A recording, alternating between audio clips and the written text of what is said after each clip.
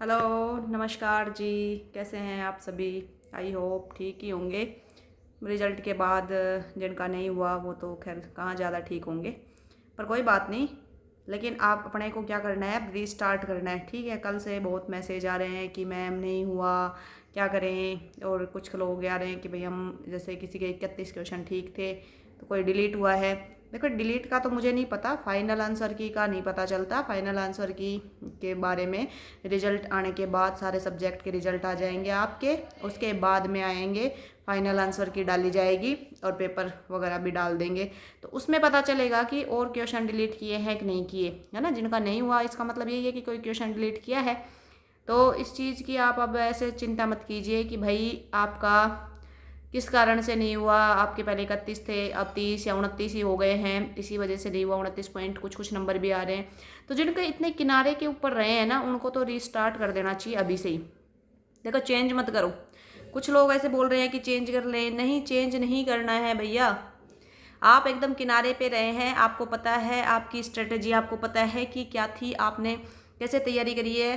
तो आप बस बिल्कुल ये है कि थोड़ी बहुत कहीं चूक हुई है, हो सकता है कि वो हमारे प्रैक्टिस में चूक हुई हो सकता है OMR फिल करने में कोई एक आध की गड़बड़ हो जाती है कभी कभी, लेकिन अगली बार अच्छे से हो जाएगा। इसी तरह तैयारी, इससे भी ज़्यादा तैयारी करेंगे हम, तो इसलिए ठीक है।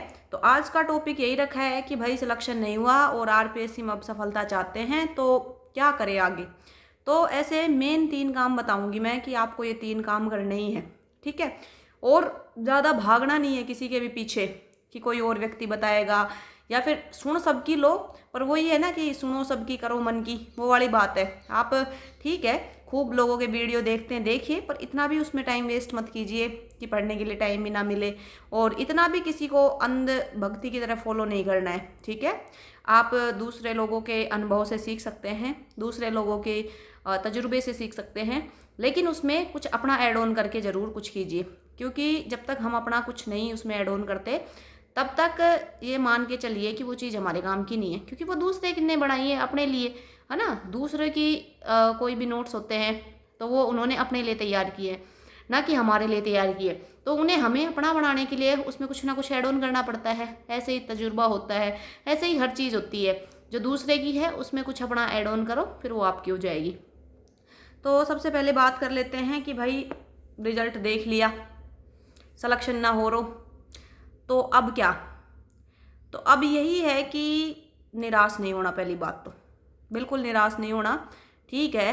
ये चलता रहता है, दौर है, एक समय है, चला जाएगा, कोई दिक्कत नहीं है। कभी कठिन समय भी आता है जीवन में और कभी सरल समय भी आता है। तो ठीक है, अभी हमारा कठिन समय चल रहा है, निकल जाएगा। ऐसे मत सोचना कि मैं नौकरी लगी हुई हूँ इसलिए बोल रही हूँ, मैंने भी बहुत कठिन समय देखा है। तो यही है कि सबका ऐसे ही है, अप्स एंड डाउन्स आते रहते हैं जीवन में। नौकरी लगने के बाद भी बहुत सारे आएंगे, बहुत सारी समस्याएं आपके सामने खड़ी होंगी। और उदाहरण के तौर पे आप अभी देख सकते हैं 3rd ग्रेड टीचर वाला मामला। पहले जॉब नहीं होती तो रोनो धोनो रहे, हाय रे जॉब को ना, हाय रे कहतरा मास्टर बन जा, हाय रे पाकिस्तान बॉर्डर भेज दो। बेरोजगारी में तो ये फीलिंग आवे, ठीक है।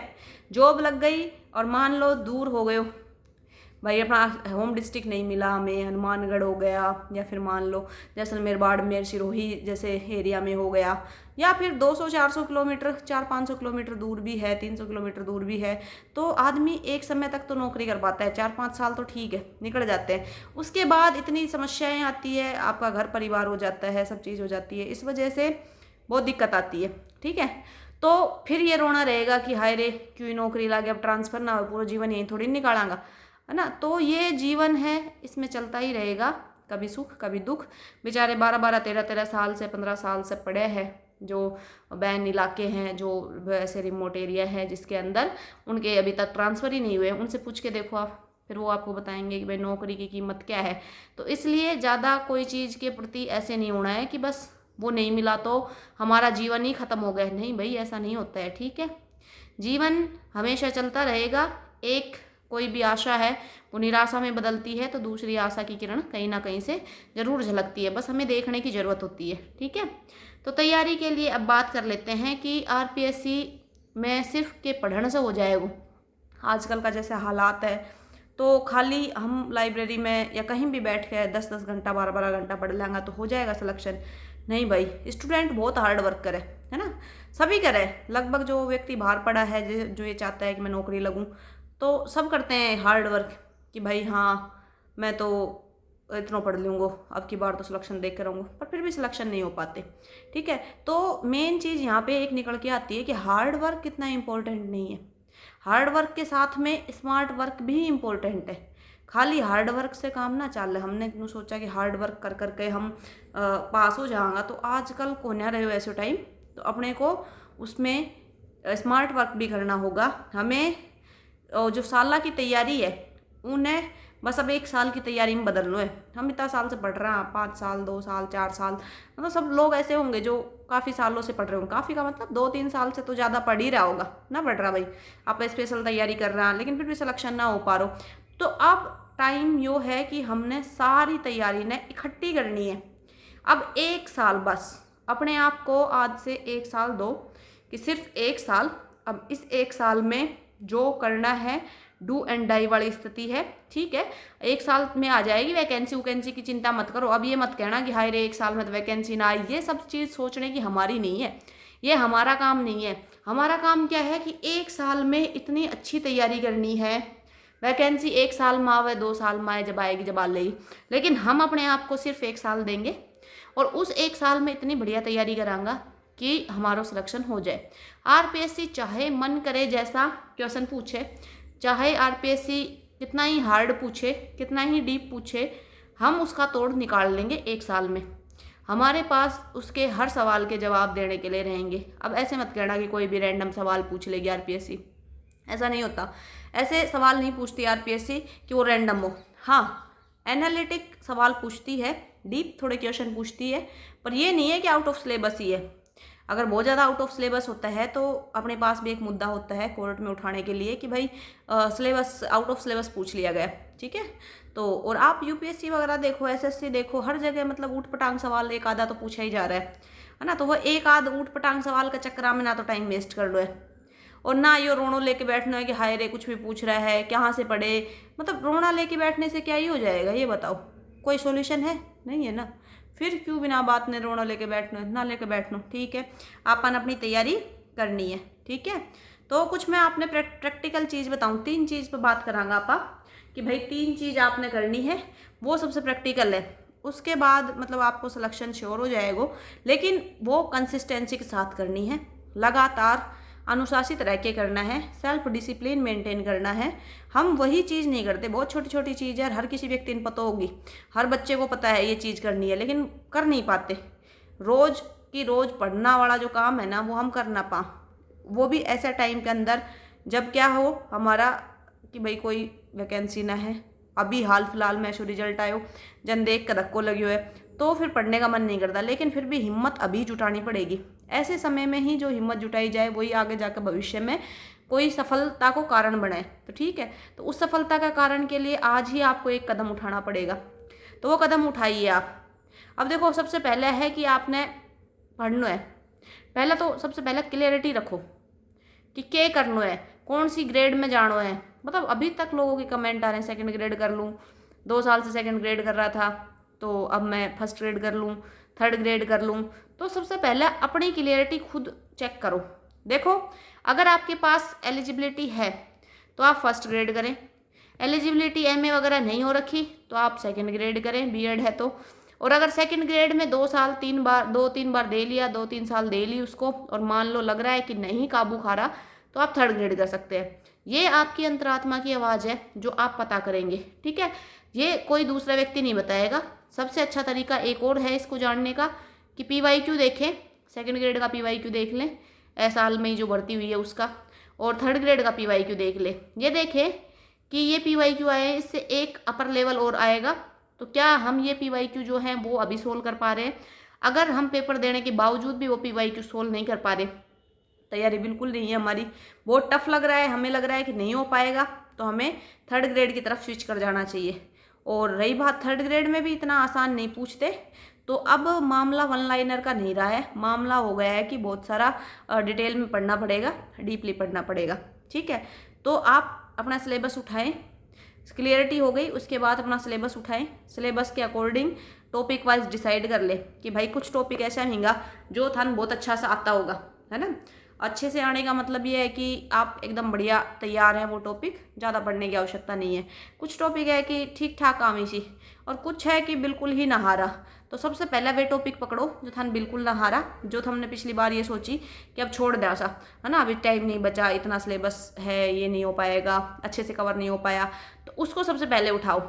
सिलेबस की चिंता मत करो कि हाई बदल जाएगा, इतना कोई परिवर्तन नहीं होता जितना आप सोच रहे हो ना कि बहुत ज़्यादा बदल जाएगा। नहीं बदलेगा, थोड़ा बहुत चीज़ें बदलती हैं तो कोई नुकसान नहीं है, वो चीज़ें कहीं ना कहीं रिलेट करके ही आती है।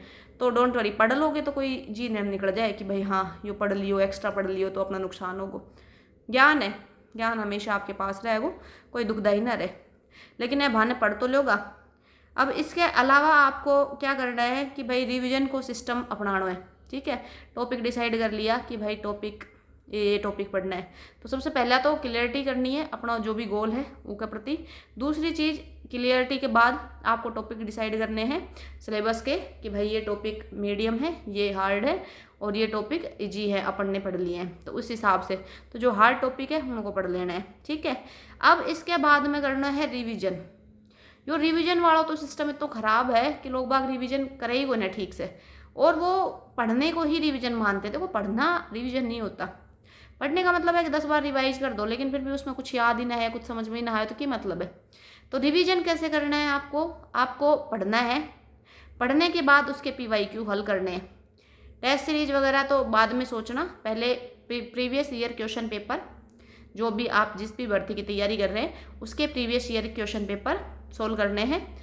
जो टॉपिक आपने पढ़ा उस टॉपिक के ही सोल्व कर लो। मान लो आपने ज्योग्राफी पढ़ी है, अब ज्योग्राफी में मृदा पढ़ ली तो मृदा का सारा टॉपिक देख लो, मृदा का जितना भी क्वेश्चन आया है वो देख लो भाई 2022 में, 23 में, 24 में। और थोड़ा मुश्किल काम है ये। अब ये कहोगे कि भाई मैडम कड़ा से लिया हमने क्वेश्चन पेपर, है ना, या फिर एक एक क्वेश्चन कहाँ से निकाले। तो यही तो काम है भाई, टफ। यही तो है जो सफलता को एक राज है कि भाई यो टफ काम धन करना ही पड़ेगा, ढूंढना पड़ेगा एक एक प्रश्न।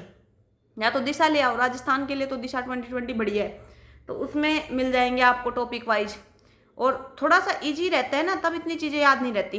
नहीं, सबसे अच्छा तरीका था याद करने को बताऊं, जो पेपर हमने दिया है ना उन पेपर हम ढूंढ के प्रश्न काटो। टाइम लगेगा, पता है मैंने, बहुत टाइम लगेगा, लेकिन क्वेश्चन ढूंढो। उससे क्या होगा कि एज इट इज लैंग्वेज आपको पता चलेगी। RPSC ने पिछली बार कैसा क्वेश्चन पूछा था, उसे पिछली बार कैसे क्वेश्चन पूछो तो ऑप्शन के दिया था, ऑप्शन में भी कैसा ऑप्शन दिया था, छोटा ऑप्शन था, बड़ा ऑप्शन था, है ना। तो ऐसे हर टॉपिक के आपको निकालने पड़ेंगे। अब खूब टाइम है थारगन, ठाला बैठा हो आराम से, कोई काम को ना, तो यो काम करो। पहला सबसे पहला यो काम करो, एक टॉपिक पढ़ो, वो टॉपिक का PYQ पढ़ो। PYQ पढ़ने ऐसे ही है, और पेपर से पढ़ोगे ना तो वो याद भी ज़्यादा रहेंगे। क्यों? क्योंकि पेपर में ढूंढना पड़ा ऐसे। इजी में चीज़ नहीं मिलती, जो चीज़ इजीली मिल जाए वो याद ना रहे, लेकिन जो चीज़ ढूंढ के आप थोड़ी मेहनत से निकाला ना वो चीज़ फिर याद भी रहे ऐसे। तो फिर आपने उससे 2 फायदा हो जाएगा, एक पैटर्न समझ में आएगा, भाषा समझ में आएगी, कैसी लैंग्वेज पूछते हैं, और एक ये होगा कि वो लंबे टाइम तक याद रहेगा, ठीक है। तो ये आपको बेनिफिट है। तो आप और ऐसे रिवाइज करना है, ठीक है। रिवाइज कर लिया, वो क्वेश्चन देख लिए, नहीं आए, आ गए तो बहुत बढ़िया, उनके चारों ऑप्शन को पढ़ लिया, उनके बारे में जानकारी निकाल ली सारी, क्योंकि वो टॉपिक हमने पढ़े ही से। अगर उस माँ से कुछ क्वेश्चन ना हारा तो अब उसको वापस से किताब में जाके ढूंढो कि भाई कौन सा क्वेश्चन ना हारा, उन क्वेश्चन को दोबारा से पढ़ो, फिर दोबारा से उनके बारे में डिटेल है उसको अच्छे से याद कर लो, ठीक है। क्योंकि आप रिवाइज ऐसे तो करा को ना, आप क्या करें बस किताब की रीडिंग लगाता रहा बार बार बार बार बार बार, और फिर एग्जाम हॉल में जाकर क्वेश्चन ने जरा सो घुमायो ना, अपनों तो दिमाग ब्लैंक, कुछ समझ में ही ना आवे कि यार क्या करा, अब क्या हुई हो, है ना। ऐसा सबके साथ वैसे तो रिवाइज अगर अच्छे से करोगा ना तो ऐसा नहीं होगा। फिर तुरंत देखते ही आपको ऐसे आएगा क्वेश्चन, हाँ एने तो मैं देखियो है, एने तो मैं पढ़ियो है, और एक आंसर ये होगा, एक झटके में ही आंसर मिलेगा आपको, और इतना मज़ा आएगा कि हाँ यार, पेपर देते ही आपको पता चल जाएगा कि अब की बार तैयारी शानदार है, सिलेक्शन कोई रोक ना सके, ठीक है। तो देखो, तो ब्रेन ने वैसे इन्फॉर्मेशन चाहिए, रिपीटेशन ना चाहिए, है ना। तो इन्फॉर्मेशन अच्छा तरीका से तभी डालो जा सके से जब रिवीजन अच्छा तरीका से हो, है ना। बाकी नहीं तो रिपीटेशन से कोई वो मतलब नहीं है। आप सोचो कि आदत बन जाएगी, ऐसे नहीं है। आदत 100 200 300 400 बार पढ़ोगे ना, जब जाकर वो आदत बढ़ेगी। ठीक है, तो सबसे पहले आपने क्या करनी है, रीडिंग पढ़ लिया सबसे पहला। उसके बाद पढ़ने के बाद आप PYQ देखेंगे। PYQ के बाद आप शॉर्ट नोट्स बनाएंगे। जो PYQ में नहीं आ रहा क्वेश्चन आपको, उसके नोट्स बना लें। और उसके बाद में आपने उसको दोबारा से पढ़ना है, जो नहीं आ रहे थे उसको दोबारा पढ़ना है, फिर से वो PYQ देखना है। और PYQ देखने के बाद में आपको अगर सब आ रहा है, ठीक है, फिर 1-2 दिन में उसको दोबारा रिवाइज कर लें। जो आपने शॉर्ट नोट्स में लिखा है या जो टॉपिक पढ़ा है उसको दोबारा रिवाइज कर लें, ताकि वो अच्छे से याद हो जाए। ठीक है, तो ये तो हो गया रिवीजन का मामला। अब क्या बच जाता है कि रिवाइज कर लिया, सब कुछ कर लिया, पढ़ लिया, तो एक एक टॉपिक वाइज सब कर लिया। ठीक है, अब आपको क्या करना है, टेस्ट सीरीज वगैरह की तो बात जब ही करेंगे जब पूरा सिलेबस हो जाएगा और कोई एग्ज़ाम नज़दीक हो, उस टाइम टेस्ट सीरीज देनी अच्छी रहती है। तो टेस्ट सीरीज के पीछे ज़्यादा नहीं भागना है, वो सिर्फ एनालिसिस करने के लिए रहती है, वो सिर्फ अपना एक्यूरेसी जांचने के लिए रहती है कि कितनी एक्यूरेसी हमारी आ रही है, कितनी नहीं आ पा रही, उसके लिए है। तो वो हम लास्ट में OMR भरना ये सब एक साथ कर लेंगे। ठीक है, तो ये तो हो गई आपकी इसके बारे में कि भाई आपको कैसे पढ़ना है। और ये 3 काम मोटा मोटा करना है। सबसे पहले क्या करना है, क्लियरिटी रखनी है। सबसे पहले लक्ष्य एकदम क्लियर किए, अपन फर्स्ट ग्रेड बनना है, सेकंड ग्रेड बनना है, थर्ड ग्रेड फिक्स कर लो। ज़्यादा टाइम मत लगाओ, 2-2 नाव का चक्कर मत पड़ो। वो कहा करी ना कि 2 नाव के चक्कर में जो पड़ता है वो कहीं का नहीं रहता, डूब भी जाता है। तो वो वाला आपको भी नहीं करना। ठीक है, 2 नाव हम पाव ना रखनो, अपन एक में ही रखनो है। उसी में थोड़ो सो हिम्मत जज्बो दिखानो है कि उनमें ही अपना सिलेक्शन हो जाए। दूसरी बात है कि आपने कर लिया क्लैरिटी, उसके बाद आपको पढ़ना है, सिलेबस को अच्छे से समझना है। सिलेबस के हिसाब से आपको टॉपिक छांट लेने हैं। जो कमज़ोर टॉपिक है उसके ऊपर अभी से काम करना शुरू कर देना है। काम करना शुरू कर दिया, उसके बाद अपने को क्या करना है, रिवीजन करना है। शानदार बढ़िया तरीके से रिवीजन करना है, प्रॉपर तरीक़ा से, ताकि हमें पता चल जाए कि भाई हाँ ये चीज़ हमारा काम की, सर ये चीज़ काम की को ना, और यो चीज़ में रिवाइज हो पाए, सर यो चीज़ रिवाइज ना हो पाई, मतलब पहले से ही सब चीज़ क्लियर हो जाए। लास्ट में हम जब वैकेंसी आ जाएगी तो दोबारा से बढ़िया रिवाइज करेंगे, फिर हमें कॉन्फिडेंस भी आएगा कि हाँ सब चीज़ अपन ने पढ़ रखी है, तो डोंट वरी। और अगर आप लोग है ना चाहो तो भाई ऐसे टाइम टेबल बना लो, फिक्स तो कर लो।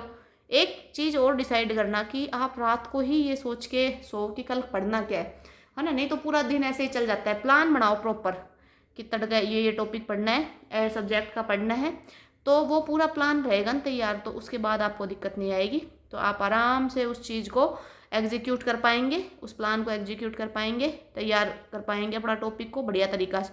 फिक्स करके रात में सोया करो कि हाँ ठीक है कि मैं ये चीज़ कल पढ़ लूँगी, ये तैयार कर लूँगी। ठीक है, अब चाहो RPSC में सिलेक्शन, तो भाई मेहनत तो करनी पड़ेगी। दूसरा व्यक्ति कब तक मेहनत करेगा आपके लिए, इसीलिए सिलेक्शन नहीं हो पा रहा है, क्योंकि आजकल कोचिंग वाला सब कुछ परोस के दे रहा है ना। सब चीज़ परोस के देना अच्छा नहीं होता हमारे स्वास्थ्य के लिए। अगर हम मान लो एग्जाम्पल से ही मान लो, बच्चा से ही मान लो कि बच्चा ने हम खाना ही ना सिखाएंगा और उसको हम खिलाते ही रहेंगे, तो क्या वो बच्चे के लिए सही रहेगा?